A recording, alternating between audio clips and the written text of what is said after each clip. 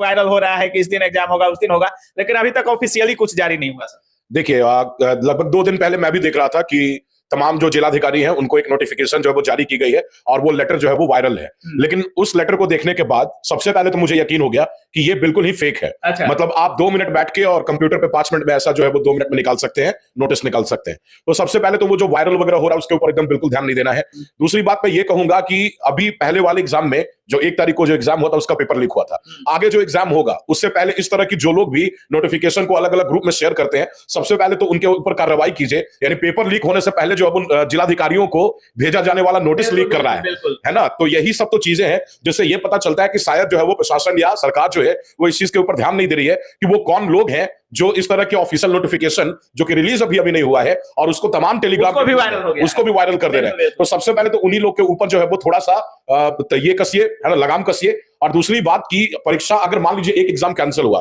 और भी सेट्स तैयार होंगे तो बहुत जल्दी में उन्हें अनाउंसमेंट करना चाहिए था कि अगला एग्जाम डेट कब होगा, ताकि तमाम जितने भी अभ्यर्थी छात्र हैं वो सब जो है वो इस एग्जाम की तैयारी बेहतर तरीके से करके और एग्जाम दे सके, ना कि वो इस टेंशन में रहे कि मुझे कौन सा एग्जाम देना है, बिहार एसएससी देना है कि बिहार दरोगा देना है कि बिहार पुलिस जो लीक हो गया है उसका एग्जाम फिर से देना है।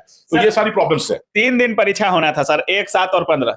एक को परीक्षा हुआ, पेपर वायरल हो गया, बाकी 2 शिफ्टों का भी कैंसिल कर दिया गया। अभी भी छात्र कंफ्यूजन में है कि कितने दिन परीक्षा होगा, कब होगा।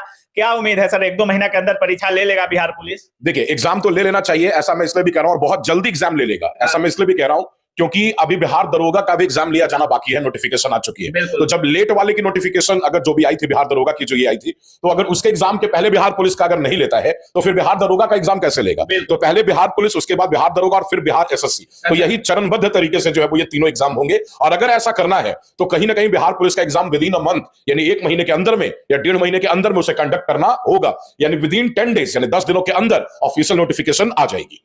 10 दिन के अंदर ऑफिशियल नोटिस आ जाएगा? बिल्कुल आ जाएगी, 10 दिनों के अंदर नोटिफिकेशन आ जाएगी। देखिए, बीपीएससी शिक्षक भर्ती के बारे में हमने तमाम जो बातें कही, जैसे कि जो भी हमें डाउट हुआ मैंने उठाया, आगे चल के वही बातें निकली।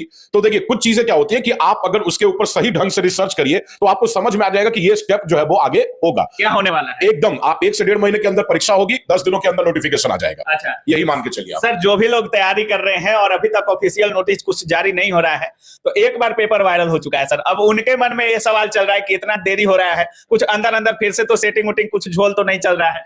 देखिए, बिहार में कोई ऐसा एग्जाम नहीं है जिसके पेपर या कुछ ना कुछ समस्या होती नहीं है। देखिए, लगभग हर एक एग्जाम में कुछ ना कुछ सीटें बिकी होती हैं, ये सबको पता है अंदर अंदर से। और क्यों ना पता हो, जब आप ये देखें कि आज किसी भी चाय की टपरी पे आप चले जाएं, किसी भी चाय की दुकान पे चले जाएं, तो वहां पे कोई ना कोई 2-3 लोग ऐसे होंगे जो सेटिंग की बातें करते हुए नजर आ जाएंगे। वो या तो छात्रों में से हो या तो छात्रों में से उठे किसी नेता में से हो जो आज सेटर बन चुका है। मतलब अभी भी सेटर गैंग एक्टिव है? बस, सेटर गैंग हमेशा एक्टिव रहा है, तमाम परीक्षाओं में सेटिंग चलती रही है। और जब आम जनता, हम में और आप में जैसे आम जो लोग हैं, उनके दिमाग में जब और कानों में ये बात पड़ती रहती है, तो जाहिर सी बात है कि प्रशासन और सरकार के दिमाग में भी ये बात जल्दी होगी।